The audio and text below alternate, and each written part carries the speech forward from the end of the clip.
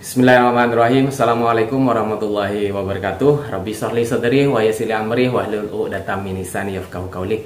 Selamat pagi sahabat fitnessmania dimanapun berada. Jumpa lagi dengan saya Irfan di channel Mas Irfan. Saya barusan salin teman-teman, selesai memberikan tutorial melatih otot punggung menggunakan tali resisten band. Izinkanlah saya selanjutnya, masih ada waktu 10 menit sebelum berangkat sekolah, saya izinkanlah sharing terkait dengan pertanyaan, bagus enggak kita latihan push up setiap hari? Bagus apa enggak? Misal kalau kita latihan push up tiap hari, bagus enggak? Oke, pertanyaannya itu banyak, sering berseliweran banyak, kemudian juga banyak ada yang sering ditanyakan memang langsung kepada saya. Nah, izinkanlah saya menjawab di sini teman-teman. Kita tahu gerakan push up adalah gerakan menggunakan beban badan sendiri, gerakan push, gerakan mendorong ya. Posisi teman-teman pasti sudah tahu lah push up. Dan push up itu banyak macamnya, banyak posisinya, dari posisi flat lurus, kemudian posisi naik badan seperti ini, posisi incline, dan juga posisi decline kepala di bawah. Dan itu merupakan variasi atau variasi atau pengembangan dari latihan membentuk otot dada. Itu bisa teman-teman lakukan, melatih otot dada push up jika teman-teman tidak ada waktu untuk datang ke tempat gym. Nah, pertanyaannya, apakah bagus kita push up setiap hari, misalkan push up setiap hari misalkan sebanyak 300 kali setiap hari? Apa yang terjadi? Apakah bagus? Apakah pengaruh terhadap kondisi tubuh kita, Mas? Intinya intinya membentuk otot dada ya. Baik, saya jawab teman-teman. Yang namanya latihan itu tidak ada ceritanya yang tidak bagus. Yang namanya latihan tidak ada ceritanya yang tidak bermanfaat. Tetapi kembali kepada pola latihan kita. Nah, di sini poin yang kita bicarakan kali ini adalah fokus pada otot dada, fokus pada gerakan push up. Nah, misal kalau teman-teman melakukan latihan gerakan push up sebanyak 300 kali, 500 kali, sampai 1000, sampai sebanyak-banyaknya selama setiap hari, maka apa yang akan terjadi? Kalau misalkan untuk efek jangka pendeknya, kita berbicara efek jangka pendek, misalkan hanya untuk 1 bulan lama saya pengen membentuk otot dada, saya rasa itu oke, saya rasa itu no problem, tidak ada masalah. Tetapi kalau misalkan teman-teman dilakukan dalam efek jangka panjang, dalam waktu efek jangka yang cukup panjang, maka apa yang akan terjadi? Memang betul badannya teman di bagian upper, di bagian frontnya, dadanya memang akan terbentuk, memang akan bagus.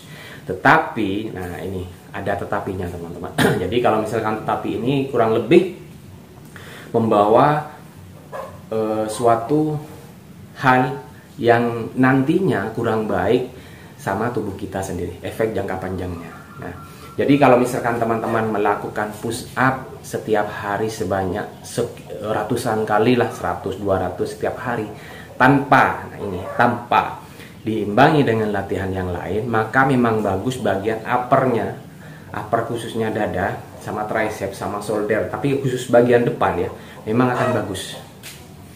Tetapi kalau untuk efek jangka panjangnya, bagian lowernya, bagian backnya tidak dilatih. Nah, ini yang bahaya teman-teman, saya katakan bahaya, efek jangka panjangnya bahaya. Kenapa? Kalau misalkan teman-teman ya latihan push up hanya fokus ingin besarkan dada tanpa ada latihan yang dengan pull up, nah lawannya pull up nih teman-teman, maka apa yang terjadi? Yaitu ketika teman-teman melakukan aktivitas angkat, misalkan nanti ini mau gendong anak, mau gendong pasangan, atau mau siapapun lah istilahnya, kita menggendong barang ya, maka kita akan kurang kuat di bagian otot punggung kita, karena sudah kita terforsir, kita terfokus pada otot bagian depan, otot bagian dada.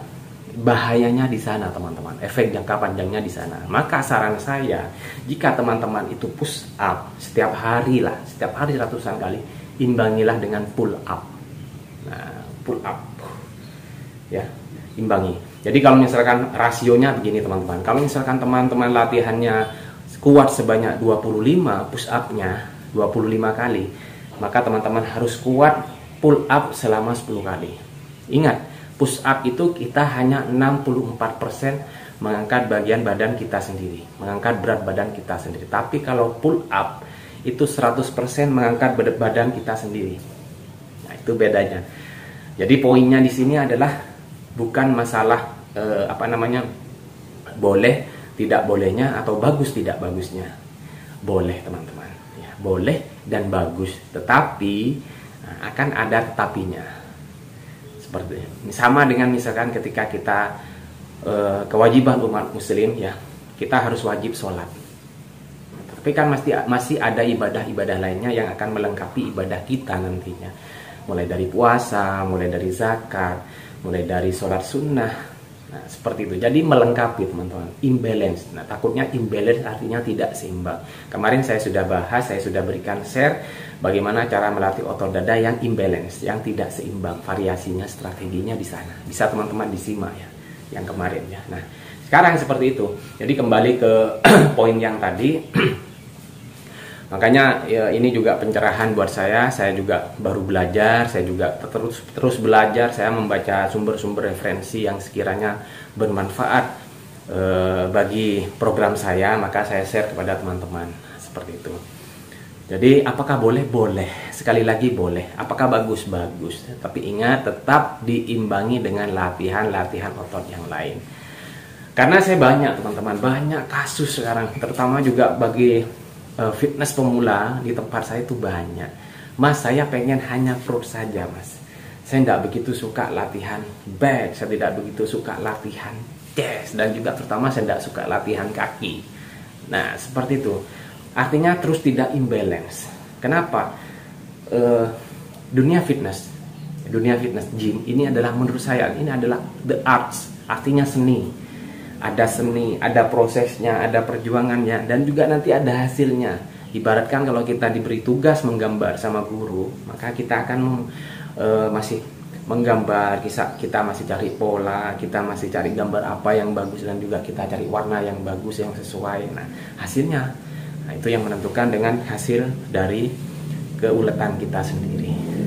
Nah, begitu ya teman-teman. Makanya sekali lagi saya kepada teman-teman, buat adik-adik fitness pemula, kalau misalkan latihan, pentingnya mengatur jadwal, ya, pentingnya mengatur jadwal. Karena kalau kita latihan fitness itu kan ada prosesnya, ada bagian otot-ototnya, ada bagian otot-otot kecil, otot-otot besarnya yang harus dilatih. Jangan di skip, terutama banyak yang di skip adalah masalah kaki. Biar sudah Mas, saya dapat 2 bulan latihan bagian upper, saya baru mau melatih kaki. Boleh sih, boleh teman-teman. Tapi ketidakseimbangannya itu juga akan nampak gitu loh. Hasilnya yang kita rasakan itu juga akan nampak, akan teman-teman rasakan sendiri. Makanya pentingnya mengatur jadwal, bukan semata-mata karena mengikuti senior, mengikuti yang sudah seperti saya misalkan. Itu saya kan tidak punya banyak waktu. Nah, kalau misalkan tidak punya banyak waktu, ada yang namanya upper body, lower body. Jadi upper body satu hari bisa dilatih 3 otot besar sekaligus, ya, asalkan ingat lakukan latihannya dengan konsisten, baik dari pola makannya dan juga pola istirahatnya ini yang paling utama teman-teman. Jadi begitu. Jadi mohon maaf, saya bisa misalkan di sini saya berbicara bukan bukan melemahkan pola pikir teman-teman semua bahwa push up itu tidak baik. Push up itu baik teman-teman, push up itu bagus. Tetapi akan lebih bagus jika kita imbangi dengan latihan-latihan yang lain, dengan latihan otot-otot yang lain. Nah, seperti itu. Karena dalam fitness menurut saya itu bukan karena dilihat dari satu titik tertentu ototnya yang bagus, tetapi adalah dari keseimbangan. Keseimbangan dari luar bagus dan kenyamanan juga dari organ dalam tubuh juga menyehatkan metabolisme tubuh kita bagus, hormon testosteron kita juga lancar, tinggi. Nah, itu yang yang pengen saya tekankan kepada teman-teman di sini. Jadi begitu ya teman-teman ya. Alhamdulillah nih juga saya ada ilmu, tadi malam saya baca langsung saya share. Takutnya saya juga lupa. Nah, karena terkait dengan kemarin imbalance, nah makanya saya ambil topik hari ini adalah push up itu bagus apa tidak, berbahaya apa tidak. Nah, sudah tahu pasti teman-teman ya. Baik teman-teman, mudah-mudahan bermanfaat dan mudah-mudahan apa yang saya sampaikan bisa bermanfaat bagi teman-teman juga, khususnya bagi saya. Dan saya juga mohon masukan, kirimannya, komentarnya, kritikannya, agar konten-konten saya semakin beredukatif, khususnya bagi dunia fitness, khususnya bagi fitness pemula juga pastinya. Baik, terima kasih. Saya akhiri. Selamat bekerja, selamat beraktivitas. Sekali lagi, tetap dukung channel saya dengan cara subscribe Mas Irfan, like, comment, and share sebanyak-banyak. Terima kasih. Saya akhiri. Assalamualaikum warahmatullahi wabarakatuh.